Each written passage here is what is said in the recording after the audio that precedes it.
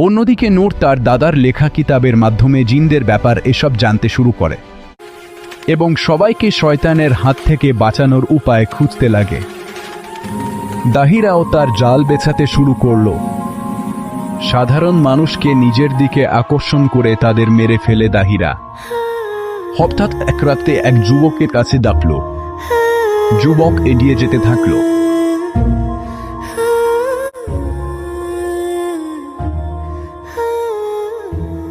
কিন্তু নূর সব সময় শয়তানি শক্তির আভাস পেত। নূর ছেলেটিকে আটকে দিল এবং দাহিরাকে প্রশ্ন করল, কে তুমি? নূরের স্পর্শ পেতেই দাহিরা তার শয়তানি রূপে চলে এলো এবং সবাইকে হুমকি দিয়ে গেল।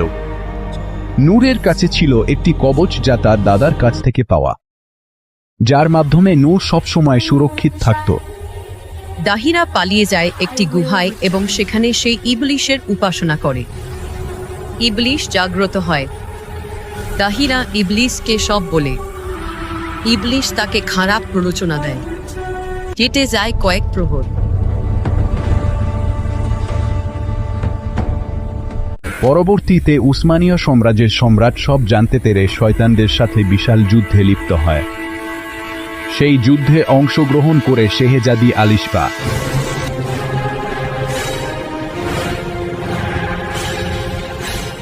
নূরও যুদ্ধে অবদান রাখে। দাহিরা শয়তানদের নিয়ে যুদ্ধ করে নূর ও আলিশবার সাথে, কিন্তু দাহিরা আবারও পরাজিত হয়।